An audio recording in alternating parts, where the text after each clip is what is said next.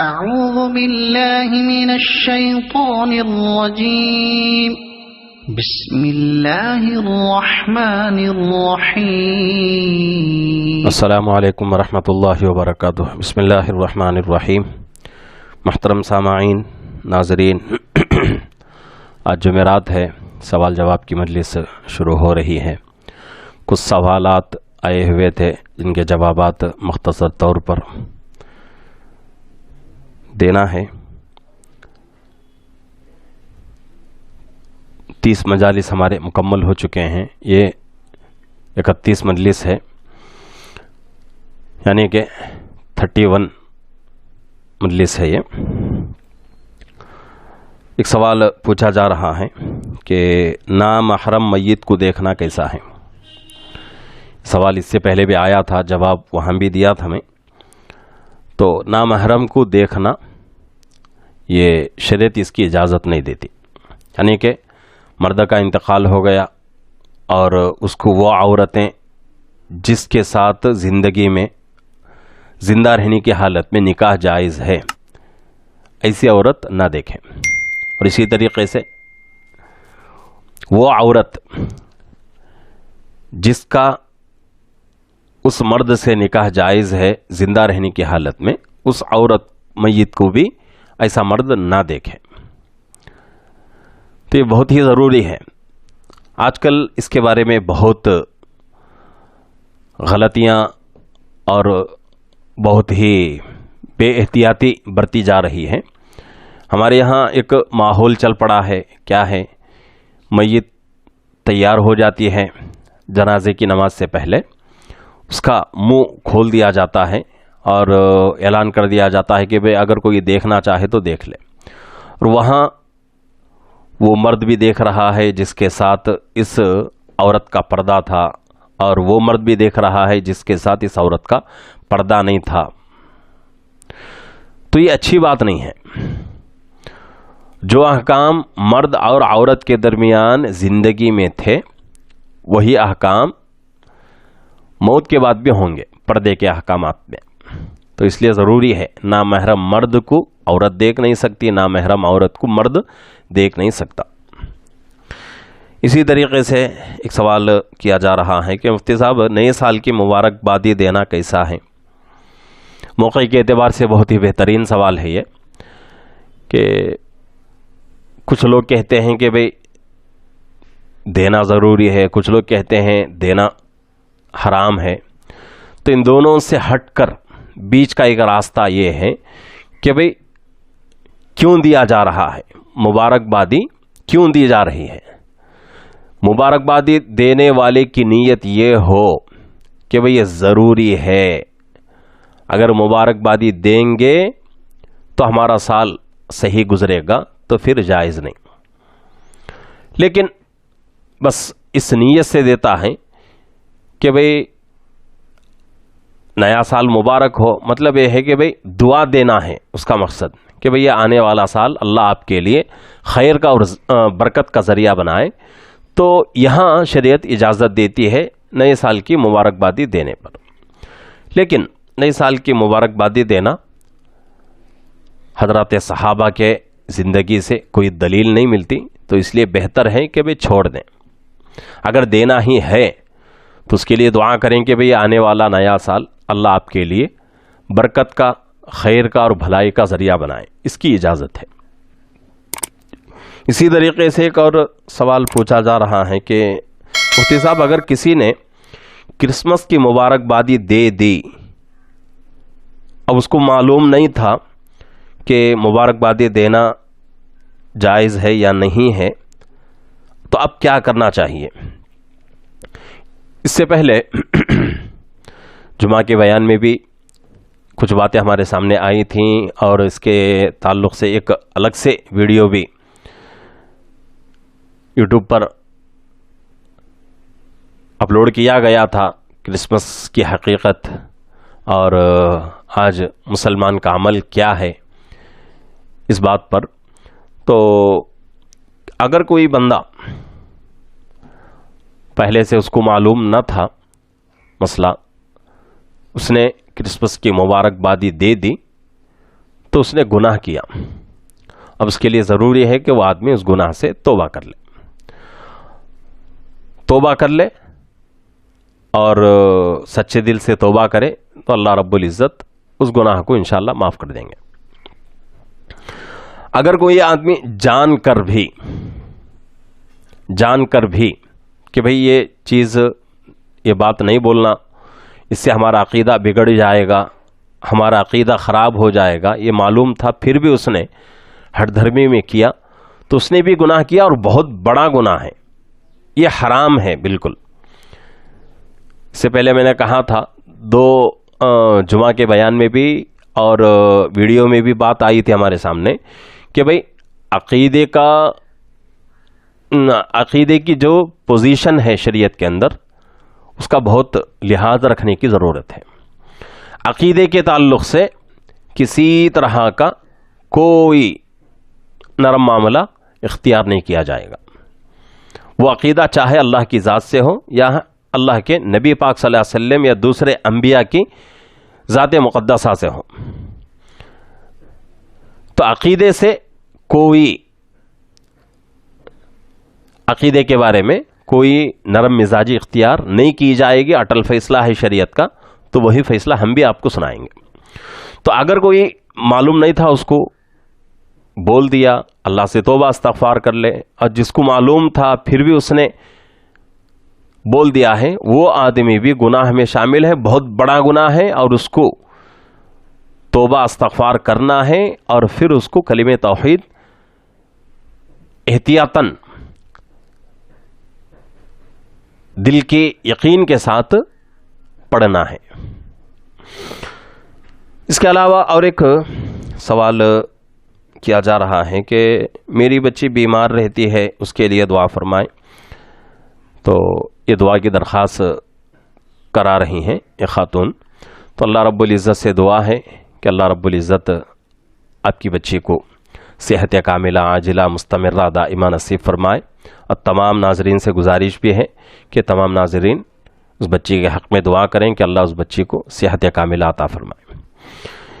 اسی طریقے سے اور ایک سوال کیا جا رہا ہے کہ مفتی صاحب کینسر کے لیے پانی دم کیا ہوا ہے، پانی میں یا نور پڑھ کر دم کر دیں اور اس کو پی لیں آنکھوں کی کمزوری کے لیے، تو کیا چلے گا یا پھر دوسرا پانی اس کے لیے دم کرنا پڑے گا؟ تو یہ کوئی مذائقے والی بات نہیں ہے، کینسر کے لیے ہو یا کسی اور بیماری، چاہے شوگر ہو، بی پی ہو، کولیسٹرول کا ہو یا پھر گیسٹرک کا مسئلہ ہو، اس کے لیے اگر ہم نے پانی دم کر کے رکھا ہے اور اسی میں پھر آنکھ کی اچھائی کے لیے، یعنی کہ آنکھ کی جو بیماری ہے اس بیماری کو ختم کرنے کے لیے ہم نے اس میں وظیفہ پڑھ کے اس میں پھونک مار دیا، دم کر دیا، تو چلے گا، کوئی مذائقے والی بات نہیں ہے، دونوں بھی استعمال کر سکتے ہیں۔ اسی طریقے سے ایک سوال پوچھا جا رہا ہے کہ مفتی صاحب کھڑے ہو کر پیشاب کرنا کیسا ہے؟ مجبوری میں کھڑے ہو کر پیشاب کرنا شریعت اجازت دیتی ہے، اور بعض لوگ سمجھتے ہیں کہ بھئی کھڑے ہو کر پیشاب کرنے سے ہمارے لیے نہانا ضروری ہے، یعنی کہ غسل واجب ہو جاتا ہے۔ ایسی کوئی بات نہیں ہے۔ اگر کوئی آدمی مجبوری میں کھڑے ہو کر پیشاب کرتا ہے، مجبوری کیا ہے؟ بیٹھ نہیں سکتا یا بیٹھنے کی جگہ نہیں ہے، یا پھر ایسی جگہ پہنچ چکا ہے، کسی آفس میں، کسی ایسی کمپنی میں پہنچ چکا ہے یا ایئرپورٹ میں پہنچ چکا ہے جہاں عام طور سے پیشاب کے لیے یا پخانے کے لیے عام طور سے کچھ جگہ ہوتے ہیں، لیکن عام طور سے یہی ہوتا ہے کہ وہاں انڈین ٹوائلٹ استعمال نہیں ہوتا، تو وہاں اونچا ہی ٹوائلٹ استعمال ہوتا ہے، تو وہاں کھڑے ہو کر ہی پیشاب کرنا پڑے گا آپ کو۔ تو ایسی مجبوری کی حالت میں آپ کھڑے ہو کر پیشاب کر سکتے ہیں، کوئی مذائقے والی بات نہیں ہے۔ ہاں، اگر کوئی آدمی کوئی مجبوری اس کی نہیں ہے پھر وہ کھڑے ہو کر پیشاب کرتا ہے، تو یہ غیروں کا طریقہ ہے، سنت سے ہٹا ہوا ہے، تو اس لیے اس کام سے بچنے کی ضرورت ہے۔ اگر کوئی آدمی کھڑے ہو کر جان کر ضد میں کھڑے ہو کر پیشاب کرتا ہے تب بھی اس کے اوپر غسل واجب نہیں ہوتا، اس کے لیے غسل کرنا کوئی ضروری نہیں ہے۔ اسی طریقے سے اور ایک سوال کیا جا رہا ہے کہ مفتی صاحب کمر میں ہندو لوگ ایک دھاگا باندھتے ہیں، وہ دھاگا مسلمان اگر باندھ دے تو اس کا حکم کیا ہے؟ کہ بھئی یہ ہندوؤں کا شعار ہے، اور ہندو جو مذہب ہے اس مذہب کی ایک علامت ہے، اپنے کمر پر لال دھاگا وہ لوگ باندھتے ہیں، تو یہ مسلمانوں کا طریقہ نہیں، اسلام کا شعار نہیں ہے، تو اس سے بچنا بہت ضروری ہے۔ اگر کوئی آدمی بچتا نہیں ہے بلکہ وہ طریقہ اپناتا ہے تو وہ آدمی گنہگار ہوگا، اللہ سے توبہ استغفار بہت ہی ضروری ہے۔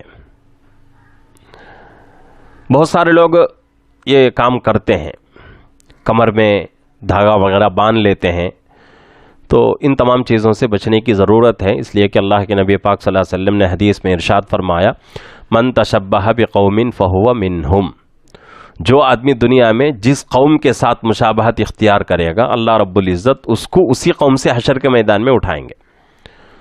تو اس لیے ان تمام چیزوں سے بچنے کی ضرورت ہے۔ اور باقی آپ لوگوں کا مسئلہ ہے کہ بھئی آپ لوگ ہٹ دھرمی میں کرنا چاہیں تو آپ کا عمل آپ کے ساتھ ہے، آپ کو خود فیصلہ کرنا ہے کہ بھئی ہم کو حشر کے میدان میں مسلمان کے ساتھ کھڑنا ہے، صلحاء کے ساتھ، علماء کے ساتھ، نیک لوگوں کے ساتھ کھڑنا ہے یا کافروں کے ساتھ کھڑنا ہے، آپ کی مرضی ہے۔ اسی طریقے سے ایک سوال پوچھا جا رہا ہے موقع کے لحاظ کے اعتبار سے، بہت ہی بہترین سوال ہے کہ 1 جنوری کو خوشی منانا، نئے کپڑے پہننا، تحفے ایک دوسرے کو تحفے تحائف دینا کیسا ہے؟ تو یہ بھی شریعت سے اس کا کوئی دور دور تک واسطہ نہیں ہے۔ اگر کوئی آدمی ضروری سمجھ کر کرتا ہے تو گنہگار ہو جائے گا۔ ہاں اگر کوئی آدمی ایسا ہے جو کہ خود کرتا نہیں ہے، کوئی دوسرا آدمی اس کو تحفہ دیتا ہے تو الگ بات ہے، لیکن اس دن نئے کپڑے پہننا اور اسی طریقے سے کسی دوسرے کو تحفے تحائف دینا اور اچھا کھانا اس نیت سے بنانا کہ بھئی یہاں نیا سال شروع ہو رہا ہے اور خوشی کا اظہار کرنا، نئے کپڑے، یہ تمام چیزیں غلط ہیں، اس سے بچنا بہت ضروری ہے۔ غیروں کا اور یہودیوں کا، عیسائیوں کا یہ طریقہ ہے، ان طریقوں سے اپنے آپ کو بچانے کی بہت ضرورت ہے۔ اسی طریقے سے ایک سوال پوچھا جا رہا ہے کہ مفتی صاحب ناپاکی کی حالت میں جنازے میں شرکت کرنا، جنازہ یہ نماز وغیرہ پڑھنا کیسا ہے؟ تو بھئی یہ اس مسئلے کا ایسا کوئی جائز کا جواب نہیں بنتا، اس لیے کہ شریعت جنازے کی نماز کو فرض کفایہ کے درجے میں رکھتی ہے، فرض عین نہیں ہے، فرض کفایہ ہے۔ فرض کی 2 قسمیں ہوتی ہیں، ایک فرض عین اور ایک فرض کفایہ۔ فرض عین کس کو کہا جاتا ہے؟ وہ فرض جو کہ ہر مسلمان پر انفرادی طور پر فرض ہے، اگر کوئی مسلمان نہیں کیا تو نہیں کرنے والے جتنے مسلمان ہیں سب گنہگار ہوں گے۔ فرض کفایہ کیا ہے کہ وہ 3-4 لوگ مل کر اس فرض کو ادا کر لیے تو پوری امت اس سے بری، اگر کوئی بھی ادا نہیں کرتا تو پوری امت گنہگار۔ تو جنازے میں ناپاکی کی حالت میں شریک ہونے کے لیے کوئی یہاں بہانہ ہی نہیں ہے، ایسا نہیں کہ بھئی آپ کے اوپر فرض ہے آپ نہیں گئے تو گنہگار ہوں گے، ایسا کوئی مسئلہ نہیں ہے۔ کچھ لوگ وہاں موجود ہیں، وہ لوگ حاضر ہیں، آپ کے ذمے سے بھی فرض پورا ہو گیا، لیکن پھر بھی آپ شریک ہونا چاہتے ہیں تو آپ کو پاکی حاصل کرنا پڑے گا۔ وہ نماز شریعت میں یہاں تک بتایا گیا ہے کہ اگر کوئی آدمی وقت کی تنگی کی وجہ سے کہ وقت نکل جائے گا، نماز قضا ہو جائے گی، اس ڈر سے ناپاک ہے، جنوبی ہے، غسل کرے بغیر تیمم کر کے نماز پڑھے تب بھی اس کی نماز نہیں ہوتی، تب بھی اس کی نماز نہیں ہوتی، اس کو غسل کرنے کے بعد دوبارہ پڑھنا پڑے گا، جو کہ وہ نماز کیا ہے؟ فرض عین ہے۔ یہاں فرض کفایہ ہے، تو کوئی بہانہ ہمارے پاس نہیں ہے کہ بھئی ناپاکی کی حالت میں ہم جنازے میں شریک ہو جائیں. اور یہ حیا کے بالکل خلاف بھی ہے کہ بھئی ناپاک ہے آدمی، کیسے جنازے میں شریک ہو جائے گا. جو آدمی جس کا انتقال ہو رہا ہے، اس آدمی کو ہم خود غسل وغیرہ کرا کے اللہ کے حوالے کرتے ہیں، اور ناپاک لوگ وہاں جائیں اور جنازے میں شریک ہوں، نماز میں شریک ہو جائیں یا پھر جنازہ اٹھائیں، یہ اچھی بات نہیں ہے. پاکی حاصل کرنے کے بعد ہی یہ اعمال آپ کو کرنا ہے. تو یہ کچھ ضروری مسائل تھے جن کا جواب دینا ضروری تھا، تو اس لیے میں نے جواب دے دیا. اللہ رب العزت سے دعا ہے کہ اللہ رب العزت ہم تمام کو اپنا ہر مسئلہ قرآن حدیث کے مطابق پورا کرنے کی توفیق عطا فرمائے. اور ناظرین سے، سامعین سے گزارش ہے کہ آپ کا کوئی بھی مسئلہ ہو، پہلے فرصت میں، پہلے درجے میں آپ اپنے مقامی علماء سے رابطہ کریں. اگر آپ اپنے مقامی علماء سے رابطہ نہیں کر سکتے تو ہم سے بھی آپ رابطہ کر سکتے ہیں، اور چاہے آپ کامنٹ کے ذریعے سے ہم سے رابطہ کریں یا پھر واٹس ایپ کے ذریعے سے، اس لیے کہ واٹس ایپ کا نمبر ہمارا آپ کی اسکرین پر دیا جا رہا ہے، تو اس نمبر پر بھی آپ میسیج وغیرہ کریں تو انشاءاللہ آپ کو آپ کے مسئلے کا تسلی بخش جواب دیا جائے گا. اللہ رب العزت سے دعا ہے کہ اللہ رب العزت ہم تمام کو قرآن حدیث کے مطابق ہر مسئلے کو حل کرنے کی اللہ توفیق عطا فرمائے. السلام علیکم ورحمۃ اللہ وبرکاتہ.